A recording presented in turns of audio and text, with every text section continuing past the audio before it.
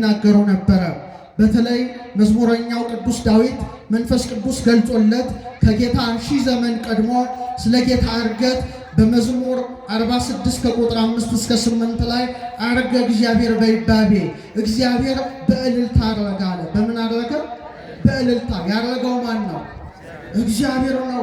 መሲሁ ወልደ እግዚአብሔር ኢየሱስ ክርስቶስ በእውነት እግዚአብሔር መሆኑን ዳዊት መሰከረ። አምላካችን በእልልታ እግዚአብሔር በመለከት ድምፅ አረገ።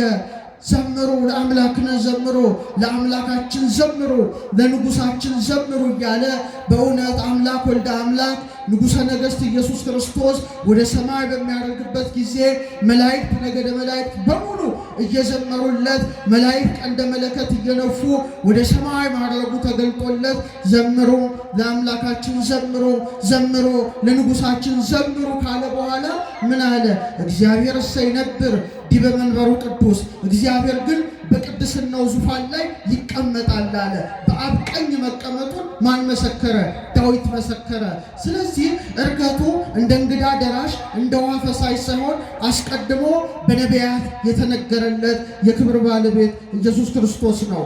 ዳግመኛም ዳዊት በመዝሙር 67 ቁጥር 18 እና እዛው ቁጥር 33 ላይ ስትመለከቱ 5500 ዘመን በዲያብሎስ ተማርከው የነበሩትን ነፍሳት ነፃ አውጥቶ ወደ ገነት ካስገባ በኋላ በ40ኛው ቀን እንደሚያርግ ተገልጦለት ምርኮን ማርከ ወደ ሰማይ አረከ። ምንን ማርከ? ምርኮን ማርከ።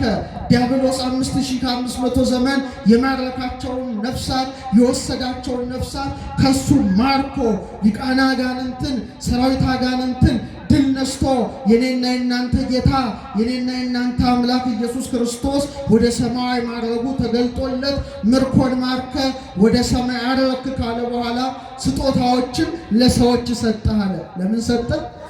ለሐዋርያት አባቶቻችን ባረገ በ10ኛው ቀን መንፈስ ቅዱስን ልኮ ጸጋውን አልብሷቸዋልና ስጦታዎችን ለሰው ሰጠ ካለ በኋላ ጌታ የሚያደርገው በምስራቅ በደብረ ዘይት በተለይ ቢታንያ በምትባለው በደብረ ዘይት ግርጌ በምስራቅ አቅጣጫ ነውና ምን አለ ዳዊት? በምስራቅ በኩል ወደ ሰማየ ሰማያት ላረገ ለእግዚአብሔር ዘምሩ አለ። ለማን ዘምሩ? ኢየሱስ ክርስቶስ ማን ነው? እግዚአብሔር ነው። ይህን ያስተማረ ማን ነው? ዳዊት ነው። በምስራቅ በኩል አለ ወደ ሰማየ ሰማያት ላረገ ለእግዚአብሔር ዘምሩ በማለት ታላቁ አባት ዳዊት መሰከረ። ዳዊት በዚህ አላበቃም። የዕርገቱ ነገር ታላቅ ነውና በመዝሙር 23 ቁጥር 4 ላይ እናንተ መኳንንት በሮችን ክፈቱ አለ። መኳንንተ ውዳሴ መኳንንተ ቅዳሴ አምላካቸው ንጉሳቸው የአብ የባሕርይ ልጅ ኢየሱስ ክርስቶስ ወደ ሰማይ ይወጣልና እናንተ መኳንንት የቅዳሴ በራችሁን የምስጋና በራችሁን ክፈቱ። ከጥንት ጀምሮ ያሉት በሮች ይከፈቱ፣ የክብር ንጉሥ ይግባ አለ። የክብር ንጉሥ ማን ነው? ኢየሱስ ክርስቶስ ነው። ስለዚህ በእውነት ዳዊት ያለው ሊደርስ ሊፈጸም ኢዮር ላይ ያለው ኪሩቤልን የሚመራው ነገደ ኪሩብ ከሰራዊቱ ጋራ፣ ሱራፌልን የሚመራው ሱራፊ ከሰራዊቱ ጋራ፣ ኃይላትን የሚመራው ቅዱስ ሚካኤል ከሰራዊቱ ጋራ፣ ራማ በተባለችው ሰማይ የሚኖረው ነገደ አርባብን የሚመራው ገብርኤል፣ ነገደ መናብርትን የሚመራው ሩፋኤል፣ ነገደ ስልጣናትን የሚመራው ሱሪያል ከሰራዊቱ ጋራ፣ ኤረር ላይ ያለው ነገደ ሊቃናትን የሚመራው ሰዳኬል፣ ነገደ መኳንንትን የሚመራው ሰላቴል፣ ነገደ መላእክትን የሚመራው አናንኤል፣ መኳንንተ ውዳሴ መኳንንተ ቅዳሴ ባሮቹን ይግቡ። መኑ ውእቱ ዝንቱ ንጉሠ ስብሐት፣ ይህ የክብር ንጉሥ ማን ነው ሲል ብርቱና ኃያል እግዚአብሔር ነው። ክብር ምስጋና ላደረገው መሲህ እግዚአብሔር ነው። ኢየሱስ ክርስቶስ እግዚአብሔር መሆኑን ቤተ ክርስቲያናችን ትመሰክራለች። አሁንም ስለ ወልደ ዳዊት አባቱ ዳዊት ዝም አይልም። በአብ ቀኝ ስለመቀመጡ ምን አለ? ጌታ ጌታዬን ጠላቶችን ለእግር መረገጫ እስካደርግ ድረስ በቀኝ ተቀመጥ አለው በማለት በመዝሙር 109 ቁጥር 1 ላይ መስክሯል። እንግዲህ በእግዚአብሔር ቀኝ መቀመጥ ምን ማለት ነው? እግዚአብሔር ቀኝ ግራ የለውም። እስመ ብሂለ የማን ይመርህ ሀበ ተዋሕዶ ቶሙ በእሪናሆሙ በክብር ከአብ ጋራ ተካክሎ በእሪና አንድ ሆኖ በአብ ቀኝ ተቀምጦ በየማነ አብ በዘባነ ኪሩብ ተቀምጦ የሚሰለሰው የሚቀደሰው ማን ነው? የአብ የባህሪ ልጅ ኢየሱስ ክርስቶስ ነውና ነቢያት አስቀድመው እንዲህ አድርገው የዕርገቱን ቦታ አቅጣጫውን ያደረገው ማን እንደሆነ ጭምር የሰበኩለት የኔና የናንተ ጌታ ሞትን ድል አድርጎ በተነሳ በ40ኛው ቀን ወደ ሰማይ አረገ። ክብር ለሱ ይሁን፣ ክብር ለሱ ይሁን። እሱም ደጋግሞ ስለ ዕርገቱ ይነግራቸው ነበረ። በተለይ በዮሐንስ ወንጌል ምዕራፍ 6 ቁጥር 62 ላይ ምን አለ? እንግዲህ የሰው ልጅ አስቀድሞ ወደ ነበረበት ሲወጣ ብታዩ እንዴት ይሆናል ይላቸዋል። አስቀድሞ ምን ወዳለበት? ወደ ነበረበት። በጣም ብዙ ቦታ ነው የነገራቸው። ወደ አብ በመሄድ ደስ ባላችሁ ነበረ፣ ከሆነም በኋላ ታምኑ ዘንድ አሁን አስቀድሞ ሳይሆን ነግሬያችኋለሁ። ዮሐንስ ወንጌል ምዕራፍ 14 ቁጥር 28። እንደገና ቁጥር 16 ቁጥር 5 ላይ አሁን ግን ወደ ላከኝ እሄዳለሁ ከእናንተ ወዴት ትሄዳለህ ብሎ የሚጠይቀኝ የለም፣ ወደ አብ ስለሚሄድ ከዚህ በኋላ ስለማታዩኝ ነው እያለ በእውነት ወደ አብ እንደሚሄድ እንደሚያደርግ ማን ነገራቸው? ክርስቶስ ነገራቸው። ሞትን ድል አድርጎ ከተነሳም በኋላ ማርያምን ምንድን ነው ያላት? ማርያም መግደላዊትን ገና ወደ አባቴ አላረኩምና ምን አትበይ አትንኪኝ ይላታል። ስለዚህ እንዲህ እያደረገ ራሱ ባለቤቱ ኢየሱስ ክርስቶስ ስለ ዕርገቱ እየነገራቸው በእውነት ሞትን ድል አድርጎ ከተነሳ በኋላ ስንት ቀናት ከነሱ ጋር ቆየ? 40። እስቲ በሉ ድገሙት እስቲ። ለምን 40 ቀን ቆየ? ይህን ሁሉ ዛሬ የምናየው ይሆናል። ሉቃስ በሐዋርያት ሥራ ምዕራፍ 1 ቁጥር 2 ላይ ምን አለ? 4:2 ላይ ምን አለ? 40 ቀን እየታያቸው ስለ እግዚአብሔር መንግሥት ነገር እየነገራቸው በብዙ ማስረጃ ከሕማማቱ በኋላ ሕያው ሆኖ ለእነርሱ ራሱን አሳያቸው አለ። በብዙ ማስረጃ እስቲ በሉት። ከሕማማቱ በኋላ ሉቃስ ጠንቅቆ ነው የጻፈው። ዛሬ ሁሉ ኃይለ ቃል በደንብ አድርገን መፈተሽ ይገባል። በብዙ ማስረጃ ከምኑ በኋላ? ከሕማማቱ በኋላ። ይሄ ቃል ትልቅ ቃል ነው፣ ቅዱስ ቃል ነው። ጌታችን የተነሳው በረቂቅ መንፈስ አይደለም፣ ወይም ደግሞ ስጋን ጥሎ መለኮት ብቻ አይደለም፣ ምትሃት አይደለም። በእውነት ትንሣኤው ምንድን ነው? አማናዊ ትንሣኤ ስለሆነ በብዙ ማስረጃ አለ። በምን ማስረጃ? በብዙ ማስረጃ። ለምሳሌ ከተነሳ በኋላ አብሯቸው ይበላል፣ ይጠጣል፣ ቁስሉን ያሳያቸዋል፣ ችንካሩን ያሳያቸዋል። ለቶማስ ደግሞ ጣትህን አምጣ ዳሰኝ ይለዋል። በባህር ዳርቻ ይታያቸዋል። በመንገድ ላይ ለኤማሁስ ወደ ፍኖተ ኤማሁስ በኤማሁስ መንገድ ላይ ለሁለቱ ይታያቸዋል። በተለያየ ጊዜ ይታያቸዋል። በዚህ ሁሉ ምን ይሰጣቸው ነበረ? ማስረጃ ይሰጣቸው ነበረ። ሉቃስ ከሕማማቱ በኋላ ብሎ የጻፈው ያ የታመመው፣ የተገረፈው፣ የደማው፣ የቆሰለው፣ የተቀበረው አካሉ ራሱ በክብር ተነስቷልና በብዙ ማስረጃ ከሕማማቱ በኋላ በማለት በእውነት ወንጌላዊ ሉቃስ ጽፎልናል። ስንት ቀን እየታያቸው አለ? 40 ቀን። እስቲ በሉ መታየት ነው። ድሮ ከዋለበት ይውላሉ፣ ካደረበት ያድራሉ፣ አይለዩትም። አሁን ግን መታየት ነው። የሽግግር ወቅት ነው። ሰማያዊ ምስጢር ነው ከትንሣኤ በኋላ ያለው። ስለዚህ ሲፈቅድ ይገለጥላቸዋል፣ ደግሞ ከተገለጠ በኋላ ይሰወራቸዋል። ስለዚህ አብሯቸው ስለማይውል ስለማያድር እየታያቸው ብሎ ሉቃስ ጠንቀቅ አድርጎ ጽፎልናል። እና ስለ እግዚአብሔር መንግሥት ነገር እየነገራቸው አለ። ስለምን ነገር? በቃ ከትንሣኤ በኋላ ስለ አይሁድ አልነገራቸው፣ ስለ ምድራዊ ፖለቲካ አልነገራቸው። ስለ ማን የነገራቸው? ስለ እግዚአብሔር መንግሥት። የእግዚአብሔር መንግሥት የተባለው ምንድን ነው? የቤተ ክርስቲያን ምስጢር ነው። ምክንያቱም ሰማያዊ መንግሥቱ የሚገለጠው የት ነው? ቤተ ክርስቲያን ነው። ይህ ማለት መጽሐፈ ኪዳንን አስተማራቸው ማለት ነው። እስቲ በሉ ድገሙት እስቲ። ስለ እግዚአብሔር መንግሥት ማለት ምን ማለት ነው? ስለ ምስጢራተ ቤተ ክርስቲያን፣ ስለ ቅዱስ ሥጋው፣ ስለ ክቡር ደሙ፣ በ40 ቀን በ80 ቀን ስለሚሰጠው ልጅነት፣ ይሄን ሁሉ ነገር በብዙ ማስረጃ እያስተማረ በጣም የሚገርማችሁና በጣም የሚደንቃችሁ ጌታችን ሞትን ድል አድርጎ ከተነሳ በኋላ 40 ቀናት ያስተማረውን ትምህርት ጠንቅቃ የያዘች የኢትዮጵያ ኦርቶዶክስ ተዋሕዶ ቤተክርስቲያን ናት። መጽሐፈ ኪዳንን የያዘች ሌላው ዓለም አጥቶታል። እንዴት እንዳጣው ግራ ያጋባል። ጌታችን ግን ከተነሳ በኋላ መጽሐፈ ኪዳን ማለት ትልቅ መጽሐፍ ነው። እናንተ የምታውቁት እነዚህ 7ቱ ኪዳናትን ነው። ለምሳሌ ትምህርተ ኅቡዓት የሚባል የኪዳን ክፍል አለ። 9ኙ ኪዳናት አሉ። በተ ቅድሳት ዲያቆኑ ሲያነብ ትሰማላችሁ። እግዚአብሔር ዘብርሃናት አዲስ አማኝ ሲመጣ የሚጠመቅበት፣ በሰማይ ያሉ ዲያቆኑ ቅዳሴ ላይ የሚናገረው ቅዳሴ እግዚእን ታውቃላችሁ። ስጋውን ተቀብላችሁ ወደ ደሙ ስትመለሱ ቅዱስ ስሉስ። ይሄ ሁሉ ጌታ ካስተማረው የተውጣጣ ነው እንጂ ትልቅ መጽሐፍ ነው። ለዚህ ነው ዛሬ ዩቲዩብ ላይ ብትመለከቱ በጣም ታዋቂ የፊልም አክተሮች የጌታን የስቅለቱን ፊልም ሰርተዋል። ለምሳሌ ሚል ጊብሰን የሚባል አንድ የሆሊውድ አክተር ዳይሬክት ያደረገው ብዙዎቻችን አይተነው ሊሆን ይችላል። ዘ ፓሽን ኦፍ ክራይስት የክርስቶስ ሕማማት የሚል ፊልም አለ። አሁን ይሄ ሰው ኦን ዘ ሪሰረክሽን ማለት የትንሣኤውን መስራት አስቧል። ሲሰራ ግን ጌታ ከተነሳ በኋላ 40 ቀን ያስተማረው የት ነው የሚገኘው? የት ይገኛል? መጽሐፍ ቅዱሱ ምንም አይናገርም። አረገ በአባቱ ቀኝ ተቀመጠ ይላል።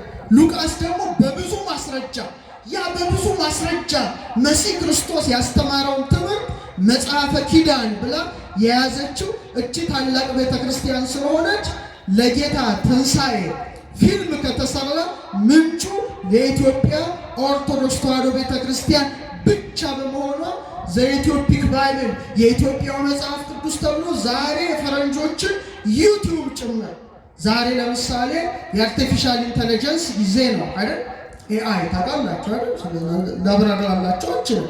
ጊዜው በጣም ፈጥኗል እና ትልቁ ኤአይ ግሮክ ኤአይ ይባላል። የዓለም ትልቁ ባለሀብት ማን ነው? ኤለን መስክ ማለት ቴክኖሎጂውን የሚመራ ነው። ይሄ ሰው የሰራው በብዙ ቢሊዮን ዶላር ያበለጸገው ሰው ሰራሽ አስተውሎት ይባላል። መረጃ የሚሰጥ ይሄ መረጃ የሚሰጠው ይሄን የኢትዮጵያ ኦርቶዶክስ ተዋሕዶ ቤተክርስቲያን መጽሐፍ ቅዱስን ሲያስገቡለት ተንትኖ በዓለም ላይ ስለ ክርስቶስ ትንሣኤ በብቸኝነት መጽሐፉን የያዘችው የኢትዮጵያ ቤተክርስቲያን እንደሆነ በእውነት ተመስክሯል። ደስ ይበላችሁ። ይህ ትልቅ ነገር ነው። እንደ ቤተክርስቲያን ቀላል አይደለም። ዓለምን ያነጋገረ ዜና ነው። ስለዚህ በብዙ ማስረጃ መጽሐፈ ኪዳንን አስተምሯል። የሚገርማችሁ አንዱ ትልቁ መጽሐፈ ኪዳን ስለ ጥጦስ ይናገራል፣ ስለ ሐሳዊ መሲህ ይናገራል፣ ስለ ምጽአት ይናገራል። አንዱ ደግሞ እንደ አንቀጽ በእንተ ስርዓትን ያስተምራል። ስለዚህ የክብር ጌታ ንጉሠ ነገሥት ኢየሱስ ክርስቶስ በእውነት የትንሣኤውን እውነት ያረጋገጠበት፣ የሐዋርያትን ፍርሃት ያስወገደበት፣ የቤተ ክርስቲያንን ስርዓት የተከለበትን 40 ቀናት ሙሉ ሐዋርያትን ሲያስተምር ቆየ። ስንት ቀናት? ለምን 50 ቀን አላስተማረም? ለምን 30 ቀን አላስተማረም? ለምን 40 ቀን መረጠ? ይህ ትልቅ ምስጢር ነው፣ በከንቱ አይደለም። የመጀመሪያው አባት የሰው ልጆች ማን ነው? አዳም ነው። አዳም በተፈጠረ በ40ኛው ቀን ወዴት ገባ? ኩፋሌ ስታነቡ ወደ ኤዶም ገነት ገባ። አዳም የእግዚአብሔር ብረት ወዳለበት የብርሃን ቦታ ወደ ሆነው የክብር መኖሪያ ወደ ሆነው የሕይወት ዛፍ ወደ ተተከለበት ወደ ኤዶም ገነት ገባ። ሁለተኛው አዳም ማን ነው? ኢየሱስ ክርስቶስ ነው። ጳውሎስ ምን አለ? የመጀመሪያው ሰው አዳም ሕያው ነፍስ ሆነ፣ ኋለኛው አዳም ሕይወትን የሚሰጥ መንፈስ ሆነ።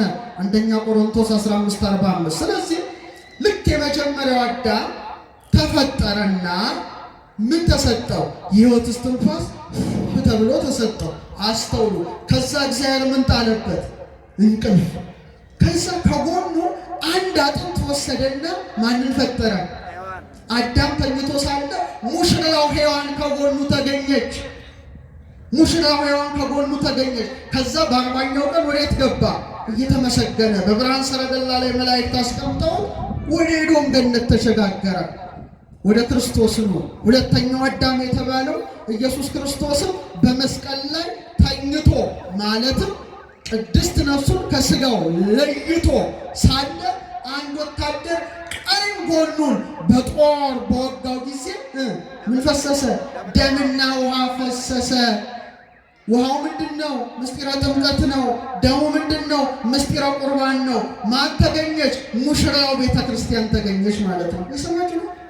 የመጀመሪያው አዳም ተኝቶ ሳለ ሙሽራው ሔዋን እንደተገኘች፣ ሁለተኛው አዳም ክርስቶስ በመስቀል ላይ ነፍሱን ከቅድስት ሥጋው ለይቶ ሳለ ሙሽራው ቤተ ክርስቲያን ከምኑ ተገኘች? ከጎኑ ተገኘች። ቤተ ክርስቲያንን በደሙ በትንሣኤው መስርቶ ሁለተኛው አዳም ደግሞ በ40ኛው ቀን ወደ ሰማይ ሰማያት አረገ። ደስ ይበላችሁ። የመጀመሪያው አዳም በ40 ቀኑ ምድራዊ ርስቱ ገነት ገባ። የኔና የናንተ ጌታ ዳግማዊ አዳም ኢየሱስ ክርስቶስ ግን ውሳጤ መንጦላዕት ገባ። ሰማየ ሰማያት ሄደ። በአባቱ በአብ ቀኝ ተቀመጠ። ክብር ምስጋና ለመስሙ ተቀመጠ። ይህ ብቻ አይደለም። ሁለተኛውና ታላቁ ምስጢር እያንዳንዱን ጽንስ ክሶለታል በእርገቱ። ለምሳሌ ዛሬ ሰዎች ሲጸነሱ ልክ በ40ኛው ቀን የሚፈጠር ነገር አለ። ተስዕሎተ መልክ ይባላል። እስቲ በሉ ምን ማለት ነው? ዘር ከእንቁላል ከደም ጋር ሲገናኝ ውሃ ነው፣ ፈሳሽ ነው። በኋላ ግን ቅርጽ እየሰራ ይሄዳል። ልክ በ40 ቀኑ በመሳሪያ የምትመለከቱት የሰው ቅርጽ ይዛል። የሰው ቅርጽ ቢሰራ የሚከብርበት፣ ባይሰራ የሚለይበት፣ በጎ ቢሰራ የሚጸድቅበት፣ ክፉ ቢሰራ የሚኮነንበት ሕዋሳቱ ይቀረጻል። ስለዚህ ታላቁ አባት ቅዱስ ያዕቆብ ዘስሩግ በጣም የሚያስደንቅ ነገር ይላል። ጽንስ በ40 ቀኑ አለ እንደሚቀረጽ በእምን በጅማት እንደሚሰናሰል እሱም አለ 40 ቀን ሙሉ ሐዋርያትን በእምነት እየቀረጻቸው ነው አለ። በምን እየቀረጻቸው? በእምነት ስለ እግዚአብሔር መንግሥት እየነገራቸው ቆይቷል። ለዚህ ነው ቤተ ክርስቲያናችን ዛሬ ውርጃን አጥብቃ የምትኮንነው። ኢየሱስ ክርስቶስ በ40ኛው ቀን አድርጎ ለ40 ቀኑ ጽንስ ጭምር ምን ብሎለታል? ክሷል። እስቲ በሉ። ስለዚህ ውርጃ ያደረጋችሁ ሰዎች ንስሐ መግባት ያስፈልጋቸዋል። በጣም የሚያሳዝነው ትንሽ ጨመር ላድርግ እዚህ ላይ ትልቁና ዘግናኝ እልቂት ሁለተኛው የዓለም ጦርነት ነው። ወደ 50 ሚሊዮን 60 ሚሊዮን ሰዎች አልቀዋል። ዛሬ ግን ክርስቶስ የካሰላቸው ሕፃናት በማህፀን ቢያንስ በየዓመቱ ወደ 50 ሚሊዮን ሕፃናት ይሞታሉ። ታውቃላችሁ? እስካሁን 1 ቢሊዮን የሚጠጉ ሕፃናት በውርጃ መልክ ሕይወታቸው አልፏል።